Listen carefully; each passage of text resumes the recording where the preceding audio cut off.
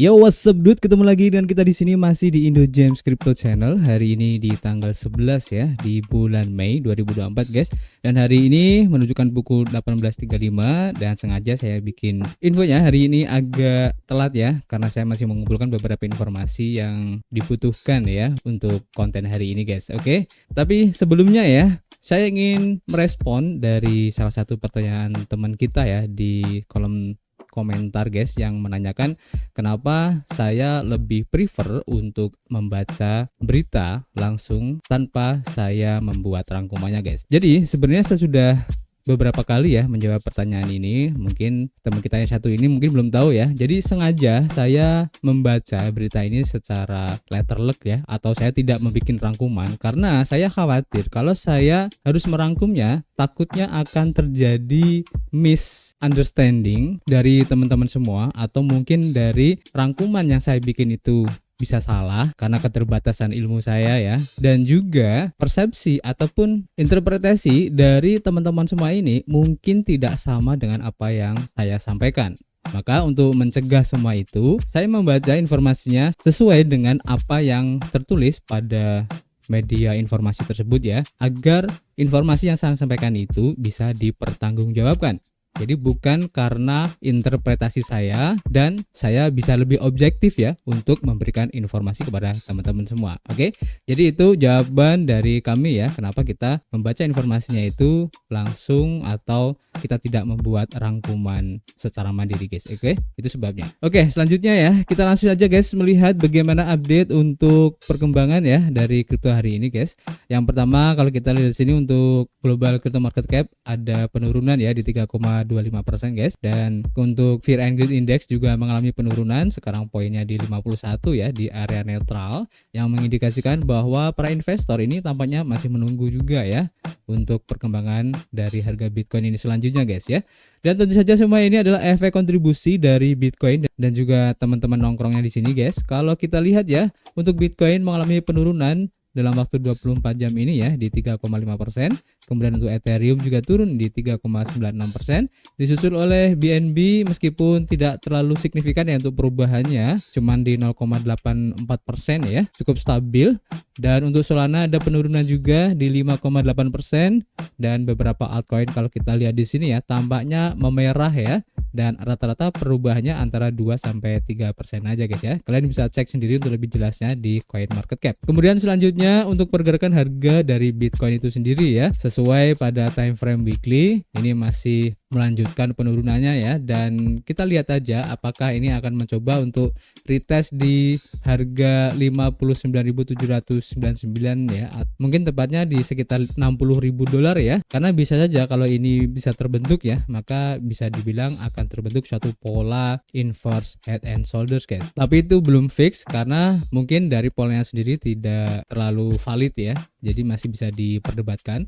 Tapi kita akan pantau ya beberapa hari ke depan ini untuk pergerakan Bitcoin bagaimana, karena apapun yang terjadi untuk pola yang terbentuk pada minggu ini mungkin akan meneruskan tren dari pola sebelumnya guys. Oke. Dan tentu saja kita sudah mengumpulkan beberapa informasi hari ini guys. Yang pertama kita lansir dari harian bitcoin.com ya. Di sini diinformasikan untuk penarikan besar-besaran dari GBTC milik Grayscale ya, menghasilkan arus keluar bersih $11,3 juta dalam bentuk ETF Bitcoin Amerika Serikat guys. Dan ini mungkin adalah salah satu kenapa Bitcoin untuk hari ini turun ya, cukup lumayan guys. Oke. Jadi pada hari Kamis GBTC mengalami arus keluar yang membayangi ya untuk arus masuknya dari beberapa ETF Bitcoin spot, di mana dana Grayscale mencatat sekitar $43 juta ya untuk arus keluar bersihnya selama aktivitas perdagangan hari itu guys. Dan 2 hari sebelumnya cadangan GBTC mencapai sekitar 292.000 Bitcoin, namun catatan pada tanggal 9 Mei menunjukkan total penurunan di 291.000 Bitcoin ya, senilai 18,22 miliar guys. Dan di antara ETF Bitcoin Spot Amerika Serikat secara kolektif mencatat volume perdagangan sebesar $1,34 miliar ya. Meskipun terjadi arus keluar pada hari Kamis, arus masuk sebesar $11,5 juta dari hari sebelumnya pada hari Rabu ya, cukup menyeimbangkannya guys. Dan pada tanggal 9 Mei IBIT milik BlackRock juga memimpin secara signifikan yang menarik sekitar 14 juta dolar ya dalam arus positif guys. Sementara beberapa yang lain melaporkan kenaikan moderat, di mana BITB dari Bitwise mengikuti IBIT mengamankan sekitar 6,9 juta dolar ya dalam arus masuk selama sesi perdagangan hari itu guys. Jadi untuk pergerakan Bitcoin ini ya masih sangat dipengaruhi oleh transaksi yang terjadi pada ETF Bitcoin khususnya ya. Dan arus keluar dari Grayscale ini pada hari Kamis ya, ini men-trigger untuk penjualan dari para trader ataupun para investor ya, yang tentu saja tidak ingin ketinggalan ya atau FOMO dari penjualan Grayscale ini guys. Jadi kita tunggu aja nanti untuk perkembangan harga Bitcoin ini selanjutnya. Kemudian nextnya di sini kita lansir dari Crypto Briefing, diinformasikan bahwa ARK Invest ini menghapus fitur staking dari pengajuan ETF spot Ethereum guys. Nah ini menarik juga ya. Jadi ARK Invest dan 21 Shares ini telah mengubah formulir S1 mereka untuk dana yang diperdagangkan di bursa ETF Ethereum yang diusulkan dengan menghapus komponen staking seperti yang ditunjukkan dalam pengajuan tertanggal 10 Mei. Jadi SEC telah mengindikasikan bahwa staking ini dapat mengklasifikasikan aset sebagai sekuritas yang tidak diinginkan ya untuk ETF Ethereum spot itu sendiri, dan tahun lalu SEC mendenda Kraken dan menuntut penghentian layanan stakingnya guys, seperti yang sudah kita informasikan dulu ya. Dan trader legendaris si Peter Brand ini mengatakan dalam sebuah postingan baru-baru ini ya di X bahwa SEC akan menindak tegas fitur staking ini. Amandemen terbaru pada aplikasi ARK Invest ini memicu spekulasi tentang diskusi yang sedang berlangsung ya antara SEC dan pemohon ETF Ethereum spot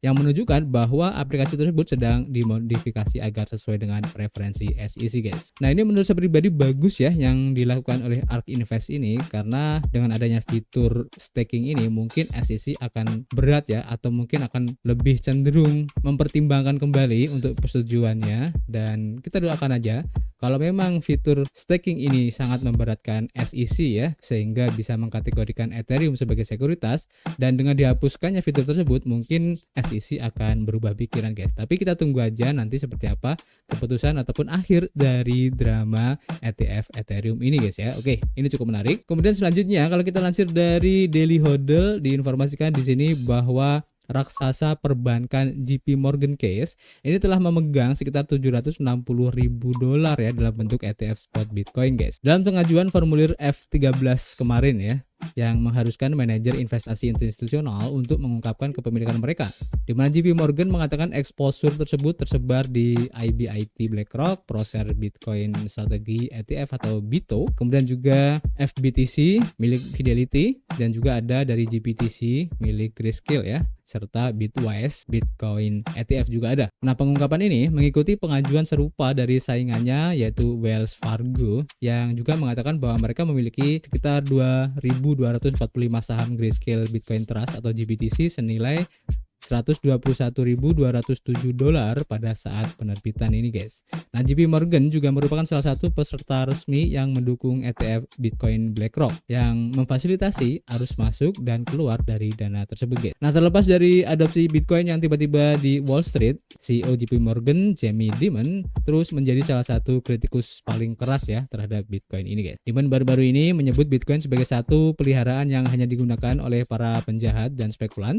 Ketika ditanya apakah ETF baru mengubah pemikirannya, Dimon mengatakan kepada CNBC bahwa ini adalah terakhir kalinya dia akan mengomentari aset kripto terkemuka ini guys. Jadi ini sangat bagus ya dengan pengungkapan kepemilikan untuk aset dari beberapa manajer investasi institusional ini ya, yang tentu saja ini menjadi tolak ukur guys bagi para investor ataupun para trader yang tentu saja ya para aset manajer besar ini akan menjadi cuan guys untuk pergerakan mereka ya, dan tentu saja ini sangat membantu sekali. Oke. Dan selanjutnya kalau kita lansir di sini dari harian bitcoin.com, diinformasikan bahwa CTO dari Lightning Labs melakukan pembayaran aset multi-hop mainnet pertama melalui saluran aset Taproot. Nah ini menarik ya. Jadi transaksi yang dilakukan oleh Osun Token melibatkan pembayaran multi-hop menggunakan aset digital bernama Beefbucks, dan proses tersebut mengubah aset ini menjadi Bitcoin dan kemudian kembali ke Beefbucks di beberapa saluran Lightning Network. Dan demonstrasi ini menyoroti kemampuan jaringan untuk memfasilitasi transfer aset di samping transaksi Bitcoin tradisionalnya guys. Taproot Assets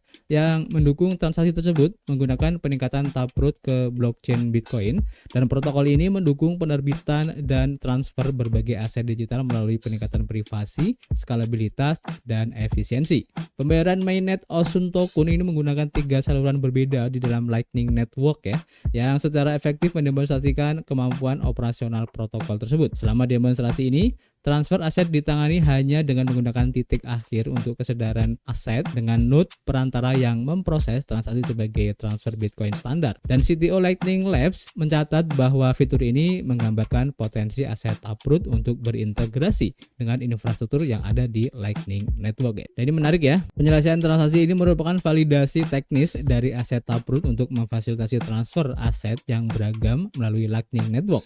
Dan hal ini juga membuka kemungkinan untuk transaksi di masa depan yang melibatkan berbagai jenis aset digital guys, termasuk stablecoin. Nah, apakah aset Taproot akan mendapatkan daya tarik seperti Ordinals ataupun Rune? Ini masih belum pasti ya, seperti halnya masa depan Lightning Network itu sendiri yang masih belum jelas guys. Jadi ini cukup menarik, setidaknya dari Lightning Network itu sudah mulai untuk berinovasi ya terhadap teknologinya, dan kita lihat aja nanti seperti apa implementasi dari update-nya ini guys, yang tentu saja ini akan sangat membantu ya bagi para pengguna Lightning Network itu sendiri, yang tentu saja akan memberikan pelayanan-pelayanan yang lebih menarik ya ke depannya. Dan ini secara tidak langsung juga akan memperluas ekosistem dari Bitcoin itu sendiri guys. Ini cukup menarik ya.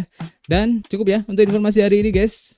Untuk informasi yang lain nanti kita akan share di akun Twitter. Nah, kalian mampir aja di situ. Dan untuk rekomendasi project baru nanti kita akan share di akun Telegram group. Kalian bisa gabung aja di situ ya. Dan seperti biasa guys, kita masih menunggu kritik dan saran kalian di kolom komentar. Nanti kita bisa ngobrol banyak di dalamnya. Dan tentu saja kita akan ketemu lagi di informasi berikutnya. Peace.